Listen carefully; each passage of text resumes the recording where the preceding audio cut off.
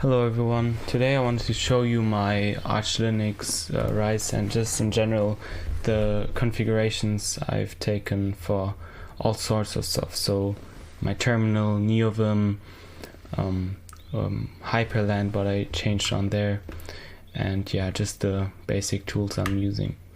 So yeah, let's get right into it. So possibly the things that most of you might be interested in is my Neovim setup. Like you can see right here, when I start up Neovim, you have this this introduction section where you can where you have these hot actions that you can immediately execute, which is quite nice. And we can jump into my Neovim config, and you can see right here that the split I've made is some core things like themes for changing color themes, some key maps I've changed and stuff like that. And right here I have all of my plugins. You can see I have quite a lot, and also right here are some tools that I've created for for example, well, they're very C++ specific because I do a lot in C++. And yeah, so if we take a look at my Neovim setup, you can see right here I have this basic tree with the tree sitter extension and Nvim tree. And another cool extension I have is renderer.nvim, and that's an extension I developed myself actually.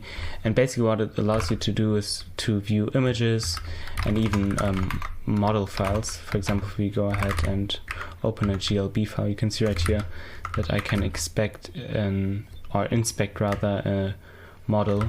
And yeah, another extension that you might find interesting is this alpha, and that's basically the beginning section that you see when I start up Neovim. And yeah, you can check out my GitHub repo. So the last thing I'd like to mention about my Neovim setup are these tools. Like for example, when I'm developing stuff, I don't want to sort all of my header files.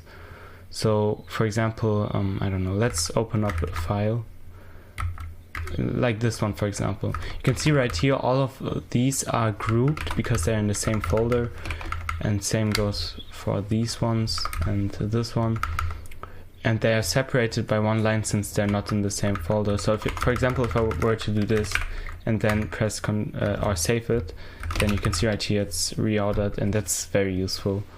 But for some cases you don't want that because the include order actually matters.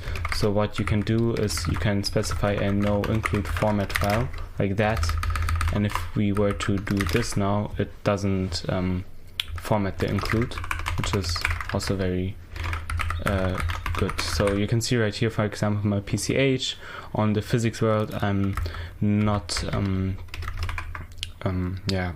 formatting my includes. And yeah, that's pretty much it for the Neovim stuff. Once again, you can check out the repo if you want further details. Now for my terminal, I'm using Kitty, and basically when I'm developing, I most of the times I just have two tabs open. One for building this stuff like this and then actually running it, and one for Neovim where I configure stuff. And this split works very well for me, so I just develop stuff, write code in here, and then I just execute the shell scripts that run this. And then once it's done compiling, you can see right here we've got the finished product. And usually what I do is, I don't like that it takes up half of the screen, so I move it to a different workspace. And yeah, so back to Kitty, you can see right here that I have a very minimal color theme, which is very white based. And the same goes for my Neovim setup. It's because I'm using this Coda color theme. And yeah, you can see right here that the color theme is very minimal. And if we go over to my config for Kitty, you can see that the colors right here are very minimal. Now that we're in my config file, we can even open up the Hyprland extensions. So for Hyprland, I did do quite a lot of changes. So basically, I used i3 before, and that's why like I changed the bindings to match sort of that more. For example, mod enter is for opening terminals, or mod q is for closing them. Like I also have mod e, and then you can use hjkl to resize, like so, or f to full screen, like so, or r to reload Hyprland. And yeah, here you can select a workspace or move things over, and those are just basic bindings. For animations, I did keep them quite subtle, so they are quite snappy. I like that style of animations more, because like if they take so long, my like brain focuses too much on that and I forget what I wanted to do. So yeah, these animations, like these settings for my animations are a good split or a good medium for me. And yeah, for corners, I don't like rounded corners that much, so I removed them. So you can see right here that the rounding is set to 0.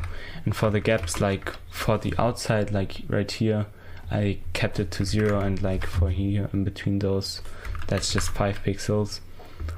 Because I don't want to waste space that much, because like if I were to set it to 10, like that would take up so much space. Like if for example it would be like this, like I'd already lose so much space. So this is a nice split for me. And yeah, that's pretty much it for the Hyprland setup. Another cool thing we can look at is my browser, because I've also changed that quite a lot. So you can see right here these tabs, they're styled, and that works through like these profiles that Firefox allows you to change with like CSS, which is quite nice. And there's also like I use a few browser extensions. For example, if we open up YouTube, you can, like as I've said, I want to minimize mouse usage. So there's this extension called Nvim, and with that you can like basically press F, and every clickable thing gets assigned a label, and then you can type that label, and it opens up that thing, or it clicks it rather. So if we take a look at if we wanted to go over to my profile, we just do this, and here we are. Now you might have already noticed that the corners and stuff, they aren't rounded at all, and I've did that with this stylus extension, basically for every kind of profile, or for every kind of, how can I say it, for every website we've basically applied this style. And there are some excludes that I've taken into account, because like for some websites it's very weird when they don't have rounded corners and stuff, or always use the same font. For example, when I'm designing thumbnails in Canva, not using or restricting to one font is doesn't work at all, because like what if I wanted to use another font for some thumbnail?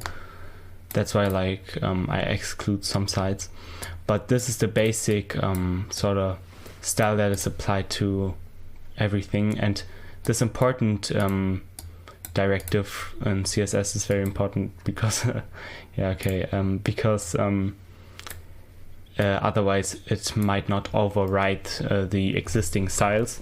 So yeah, but that's the basic setup for my browser.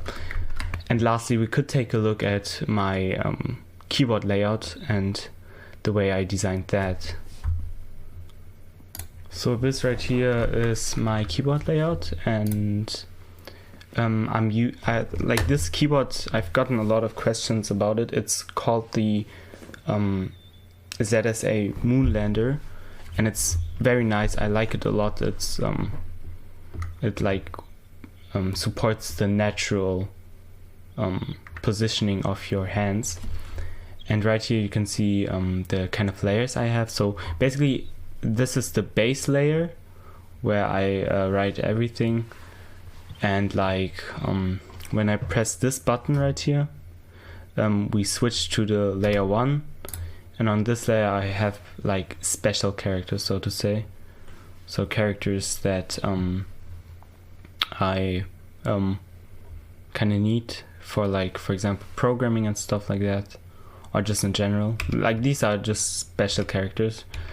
And another layer I have is the second layer, and this is basically for mouse input, if I want to move my mouse with my keyboard. And for the third layer, you can see right here it's just numbers at the home row. So yeah, so if I press this, then these few keys, they become these numbers.